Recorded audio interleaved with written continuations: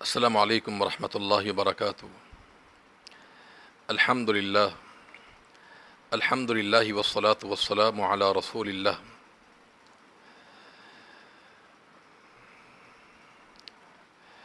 اعوذ باللہ السمیع العلیم من الشیطان الرجیم، بسم اللہ الرحمن الرحیم۔ یا ایہا الذین آمنوا کتب علیکم الصیام کما کتب علی الذین من قبلکم لعلکم تتقون۔ اللہ تعالیٰ کی فضل و کرم سے ماہ رمضان، ماہ مقدس ہم پر سایہ فگن ہے۔ یہ ماہ رمضان بخششوں کا، رحمتوں کا اور اللہ تعالیٰ کے فضل کا مہینہ ہے۔ اللہ تعالیٰ تمام مسلمانوں کے روزوں کو، قیام کو، صدقہ خیرات کو، قرآن کی تلاوت کو قبول و منظور فرمائے۔ انسان خطا کار ہے اور انسان بار بار غلطیاں کرتا ہے، لیکن اگر انسان کو غلطی کا بتا دیا جائے، اسے پتہ چل جائے کہ یہ میری غلطی ہے، تو پھر اس سے اپنی اصلاح کر لینی چاہیے۔ غلطی پتہ چلنے کے بعد پھر غلطی کرنا یا اس سے باز نہ آنا جان بوجھ کر، یہ اللہ تعالیٰ کی ناراضگی کا باعث بن سکتا ہے۔ اس لیے انسان خطا کار ضرور ہے، لیکن جب اسے علم ہو جائے کہ یہ میری غلطی ہے تو اس سے پھر اپنی اصلاح کر لینی چاہیے۔ ہم روزمرہ کی عبادات میں بہت ساری خطائیں اور غلطیاں کر جاتے ہیں۔ بالخصوص ہمارے جو ارکان خمسہ ہیں، جو اسلام کے 5 ارکان ہیں، ان میں ہم بہت سی خطاؤں کے مرتکب ہوتے ہیں۔ آج کے اس ویڈیو کلپ میں ماہ رمضان میں سحری میں جو کی جانے والی خطائیں ہیں، ان کا ہم انشاءاللہ تذکرہ کریں گے۔ اس سے قبل ہم نے افطاری کے حوالے سے چند غلطیوں کی نشاندہی کی تھی۔ چونکہ اگر عبادات میں انسان غلطی کرے تو ایسی عبادات پہ انسان کی ضائع ہو جاتی ہیں، بجائے ثواب ملنے کے انسان عذاب کا مستحق بن جاتا ہے۔ سحری کے حوالے سے جو ہمارے ہاں غلطیاں، خامیاں پائی جاتی ہیں، اس میں پہلی خامی، کوتاہی یہ ہے کہ بعض لوگ زبان سے نیت کرتے ہیں روزے کے لیے۔ یہ بات یاد رہے، زبان سے نیت کرنا نہ تو نبی کریم صلی اللہ علیہ وسلم سے اور نہ صحابہ کرام سے، نہ تابعین سے اور نہ ہی ائمہ 4 سے ثابت ہے۔ یہ بات کی ایجاد اور بدعت ہے۔ نیت کا محل دل ہے، نیت دل کا فعل ہے، یہ زبان سے ادا نہیں ہوتی۔ زبان سے انسان عمل کرتا ہے، تو روزے کے لیے نیت زبان سے کرنا یہ بہت بڑی غلطی ہے جو ہمارے معاشرے میں، ہمارے ملک میں عام ہے۔ روزے کی نیت ضروری ہے۔ رسول اللہ صلی اللہ علیہ وسلم کا فرمان ہے کہ جو شخص فرض روزے کی نیت نہیں کرتا طلوع فجر سے پہلے تو فلا صیام لہ، اس کا روزہ ہی نہیں ہوتا ہے۔ روزے کے لیے نیت ضروری ہے، لیکن نیت زبان سے نہیں کی جائے گی، یہ دل کا فعل ہے۔ شیخ الاسلام ابن تیمیہ رحمۃ اللہ علیہ فرماتے ہیں، اگر کسی شخص کو عمر نوح دی جائے علیہ الصلوۃ والسلام، یعنی جتنی عمر نوح علیہ الصلوۃ والسلام کی تھی اتنی عمر اگر اس کو دی جائے، یفتش من فعل رسول اللہ صلی اللہ علیہ وسلم، وہ آپ صلی اللہ علیہ وسلم کا کوئی ایک فعل، عمل تلاش کرنا شروع کر دے کہ جس میں اللہ کے پیغمبر صلی اللہ علیہ وسلم نے زبان سے نیت کی ہو۔ انہوں نے یہ قول نماز کے حوالے سے بیان کیا ہے، چونکہ ہمارے ہاں نماز سے پہلے بھی لوگ زبان سے نیت کرتے ہیں۔ تو نیت کا محل قلب ہے، دل ہے، زبان سے نیت ادا نہیں ہوتی۔ تو فرض روزے کے لیے طلوع فجر سے پہلے نیت کرنا فرض ہے۔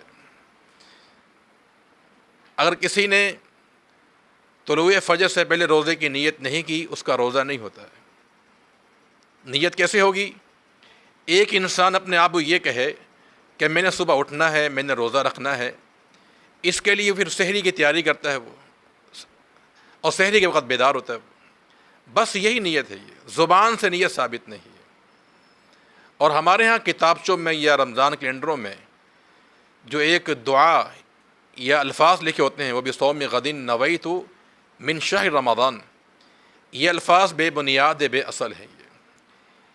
یہ کسی نے اس کو ایجاد کیا ہے، یہ، اور جس نے اس کو ایجاد کیا ہے اس کی جہالت کا بھی اس سے پتہ چلتا ہے، چونکہ ان الفاظ کا معنی کیا ہے کہ میں کل کے روزے کی نیت کر رہا ہوں، حالانکہ روزہ انسان آج کا رکھ رہا ہے اور نیت کل کے روزے کی جا رہی ہے۔ تو یہ بدعت ہے، زبان سے نیت نہیں کرنی چاہیے۔ تو سحری کے وقت نہ تو زبان سے نیت ہے اور نہ ہی کو سحری کی مخصوص دعا ہے۔ دوسری چیز جس کی نشاندہی کرنا ضروری ہے، بعض لوگ سحری کے حوالے سے کھانے پینے میں بڑے افراط و تفریط کا شکار ہیں۔ یعنی بعض تو وہ ہیں جو سحری کھاتے ہی نہیں ہیں، بغیر سحری کھائے روزہ رکھتے ہیں، بیدار نہیں ہوتے ہیں، اٹھتے نہیں ہیں، اور بعض اوقات ایسا بھی ہوتا ہے کہ ان کی فجر کی نماز بھی رہ جاتی ہے۔ تو یاد رکھیں سحری کھانا سنت ہے۔ رسول اللہ صلی اللہ علیہ وسلم کا فرمان ہے، تسحروا فإن فی السحور برکہ، سحری کھاؤ، سحری کے کھانے میں برکت ہے۔ یہ برکت دنیاوی بھی ہے، اخروی بھی اس میں برکت ہے۔ سب سے بڑی بات یہ ہے کہ جب انسان افطاری کرتا ہے تو اس کے لیے روزہ نبھانا آسان ہو جاتا ہے، جسمانی قوت اس کی برقرار رہتی ہے، اور اس سے بڑھ کر اللہ کے نبی کی سنت پر عمل، یہ خود ایک باعث برکت والا عمل ہے۔ تو جو لوگ سحری نہیں کھاتے ہیں، ہمیشہ ان کا یہ عمل ہے، تو یہ عمل ٹھیک نہیں ہے، سحری کھانی چاہیے۔ یہ غذائے مبارک ہے، حلم الغذاء المبارک، آپ نے فرمایا تھا کہ عرباد بن ساریہ کو کہ آؤ مبارک کھانے کی طرف، تو یہ بابرکت کھانا ہے، اس کو کھانا چاہیے۔ اور بعض وہ لوگ ہیں جو سحری تو کھاتے ہیں لیکن بہت جلدی کھا لیتے ہیں، یعنی آدھی رات یا اس سے پہلے ہی سحری کھا کے سو جاتے ہیں۔ انہیں اندیشہ یہ ہوتا ہے کہ کہیں ہماری فجر کی نماز، ہماری آنکھ نہ کھلے، ہم سحری کھانے سے محروم نہ رہ جائیں، لہٰذا اس اندیشے کے پیش نظر وہ لوگ رات کو ہی سحری کھا کے سو جاتے ہیں۔ تو یہ افراط و تفریط کا لوگ شکار ہیں۔ تو یاد رکھیں سحری کا لفظ عربی لغت میں اس کا معنی ہوتا ہے رات کا آخری پہر۔ قرآن نے ذکر کیا ہے اہل ایمان کے بارے میں کہ وہ سحری کے وقت یستغفرون، اللہ سے استغفار کرتے ہیں۔ تو سحری لفظ عربی لفظ ہے اور یہ رات کے آخری پہر کے لیے استعمال ہوتا ہے۔ تو کوشش یہ کرنی چاہیے کہ انسان سحری کا جو کھانا ہے وہ تاخیر سے کھائے۔ بغیر کھانا کھانا بھی صحیح، بغیر کھائے پیے سونا یا روزہ رکھنا یہ بھی بہتر نہیں ہے، اور جلدی کھا لینا یہ بھی صحیح نہیں ہے۔ تو افراط اور تفریط کا راستہ چھوڑ کر جو درمیانہ راستہ اعتدال کا وہ اختیار کرنا چاہیے۔ وہ راستہ یہی ہے کہ انسان نیند سے بیدار ہو اور سحری میں تاخیر کرے۔ اللہ کے پیغمبر صلی اللہ علیہ وسلم کے عمل سے یہ بات ثابت ہے کہ زید بن ثابت رضی اللہ تعالیٰ عنہ کی روایت صحیح بخاری میں موجود ہے، وہ بیان کرتے ہیں کہ ہم نے ایک دفعہ آپ صلی اللہ علیہ وسلم کے ہمراہ سحری کا کھانا کھایا، اور ابھی کھانا کھا کے فارغ ہی ہوئے تھے کہ ہم اٹھ کر نماز پڑھنے چلے گئے۔ انس رضی اللہ تعالیٰ عنہ نے سوال کیا زید بن ثابت سے کہ زید، سحری کے کھانے میں اور اذان میں کتنا فاصلہ تھا، کتنا وقفہ تھا؟ تو صحابی نے جواب دیا کہ 50 آیات کے برابر،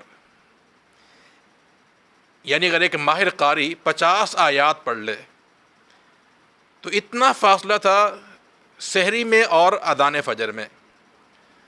اور میں یہ بات سمجھتا ہوں کہ بہترین قاری جو ہے وہ تقریباً 50 آیات کم از کم 10 منٹ میں پڑھ سکتا ہے، وہ یہ 15 منٹ میں پڑھ سکتا ہے۔ وہ ہر ایک انداز الگ الگ ہوتا ہے، لیکن بہرحال 15 منٹ 10 منٹ یہ کافی ہوتے ہیں 50 آیات تلاوت کرنے کے لیے۔ تو اللہ کے پیغمبر کے عمل سے یہ بات ثابت ہوتی ہے کہ آپ سحری کو مؤخر کیا کرتے تھے اور آپ نے اس کی ترغیب بھی دی ہے۔ تو جو احباب سحری جلدی کھا کے سو جاتے ہیں ایک تو ان کی نماز کے رہ جانے کا ڈر ہوتا ہے کہ سوئے رہیں اور فجر کی نماز ہی نہ پڑھیں، اور دوسری بات یہ ہے کہ جو انسان جلدی کھانا کھا لے گا تو اس کی جسمانی قوت بھی برقرار نہیں رہے گی اور وہ دن بھر روزہ اس کا نبھانا مشکل ہو جائے گا۔ تو اس لیے سحری کے حوالے سے یہ نشاندہی کرنا ضروری تھی کہ سحری کا کھانا تاخیر سے کھانا چاہیے۔ اور یہاں ایک بات اور بھی یاد رکھیں کہ اگر ایک انسان سحری کھانا کھا رہا ہے، اس دوران اذان شروع ہو گئی، تو رسول اللہ صلی اللہ علیہ وسلم کا فرمان ہے کہ جب تم میں سے کوئی شخص صبح کی اذان سنے اور اس کے ہاتھ میں برتن ہو، فرمایا اسے اپنی حاجت مکمل کر لینی چاہیے، لیکن یہ اس کے لیے ہے کہ جس نے سحری کھانا شروع کر لیا تھا پھر اذان شروع ہوئی اور ٹائم بہت تنگ تھا، تو ایسا انسان جلدی جلدی چند لقمے اور چند گھونٹ پانی کا پی لے سحری کھانے کے لیے، لیکن ایسا نہ کرے کہ ادھر اذان بھی ہو رہی ہو اور وہ چائے کی طرح چسکیاں لے رہا ہو، پانی پی رہا ہو، اس عمل سے اجتناب کرنا چاہیے۔ لیکن اگر اذان شروع ہو چکی ہو یا اذان ختم ہو چکی ہو تو پھر سحری انسان کو نہیں کھانی چاہیے، اس کا وقت ختم ہو جاتا ہے۔ اس کے بعد تیسرا عمل جس کی نشاندہی کرنا ضروری ہے، وہ ہمارے ہاں عموماً یہ چیز پائی جاتی ہے کہ بعض احباب اگر ان کی آنکھ نہ کھولے سحری کے ٹائم اور وہ روزہ رکھ لیتے ہیں، جائز ہے، رکھا جا سکتا ہے، اگر انسان میں ہمت ہو، قوت ہو تو بغیر سحری کھائے بھی روزہ رکھا جا سکتا ہے، جس کی آنکھ نہ کھلے، بیدار نہ ہو سکے۔ لیکن ہوتا کیا ہے کہ جس نے سحری کھائے بغیر روزہ رکھ لیا، اب وہ دن بھر ڈھنڈورا پیٹتا ہے کبھی اس کے پاس کہ آج میری آنکھ نہیں کھلی، میں نے سحری نہیں کھائی اور دن بہت لمبا ہو رہا ہے، بڑی پیاس لگ رہی ہے۔ اس سے ہوتا کیا ہے کہ انسان کا جو یہ عمل تھا اخلاص والا وہ برباد ہو جاتا ہے۔ یہاں انسان میں ریاکاری آ گئی۔ سوچنے کی بات یہ ہے کہ جس سے آپ بتا رہے ہیں کہ آج میری آنکھ نہیں کھولی، میں نے سحری کا کھانا نہیں کھایا، پانی نہیں پیا ہے، یہ پیاس بہت لگ رہی ہے، جس کو آپ سنا رہے ہیں، کہہ رہے ہیں، وہ آپ کی پریشانی دور کر سکتا ہے؟ کبھی نہیں کر سکتا ہے وہ۔ ہاں، آپ کا عمل ضائع ہو جائے گا۔ یہ تو اگر آپ کی آنکھ نہیں کھولی، سحری آپ نہیں کھا سکے، تو اس عمل کو مخفی رکھیے، یہ اللہ اور آپ کا معاملہ ہے۔ یہ تو لوگوں کو بتانا یہ انسان کے جو اخلاص ہے اس کو نقصان پہنچاتا ہے۔ تو انسان کے لیے ضروری ہے کہ عمل سے پہلے بھی اخلاص ہو، دوران عمل بھی اخلاص ہو، اور عمل کرنے کے بعد بھی انسان کو اخلاص پر قائم رہنا چاہیے، لوگوں کو بتانا نہیں چاہیے۔ یہ چند کوتاہیاں تھی جس کی نشاندہی کرنا ضروری تھی۔ اللہ تعالیٰ ہم سب کی اصلاح فرما دے۔ اللہ تعالیٰ ہمیں کتاب و سنت کے مطابق روزہ رکھنے کی، افطار کرنے کی توفیق عطا فرما دے۔ السلام علیکم ورحمۃ اللہ وبرکاتہ۔